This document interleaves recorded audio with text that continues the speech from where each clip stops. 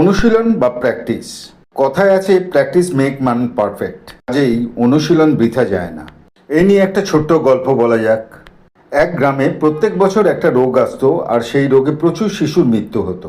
ওই গ্রামেরই এক যুবক ছেলের মনে এই ব্যাপারটা খুব কষ্ট দিত। সে একদিন গ্রামের কবিরাজ মশাইয়ের কাছে ছুটে গেল। বলল, আচ্ছা কবিরাজ মশাই, এই রোগের হাত থেকে কি বাঁচা যায় না? কবিরাজ মশাই বলল, হ্যাঁ যায়, কিন্তু কে যাবে সেই জিনিস আনতে? দেখো না, আনতে গিয়ে আমি হাত পা ভেঙে বাড়িতেই বসে আছি। ছেলেটা বলল, কি এমন জিনিস? ওই যে দেখছো ওই উঁচু খাড়াই পাহাড়, তার ওপর একটা গোল পাতার গাছ আছে।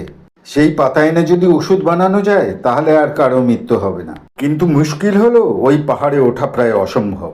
ছেলেটা কিছু চিন্তা করতে করতে ওখান থেকে চলে গেল। পরের দিন থেকেই ছেলেটা পাহাড়ে ওঠা শুরু করলো।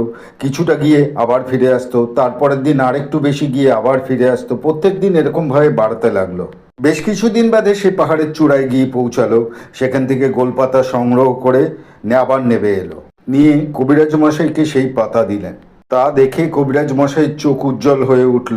এরপর থেকে ওই পাতা দিয়ে কবিরাজ মশাই যে ওষুধ বানিয়ে দিত তা খেয়ে আর কোনো শিশুর মৃত্যু হতো না। কিন্তু তাই বলে ওই ছেলেটি পাহাড়ে ওঠা নামার অনুশীলনটা ছাড়ল না, সে চালিয়ে গেল। একদিন এটা কাজে লাগতে পারে ভেবে সে প্রত্যেক দিন করত। এরকম আরও অনেক ভিডিও নিয়ে আসছি। অনুগ্রহ করে সাবস্ক্রাইব করে আমাদের পাশে থাকুন। নমস্কার।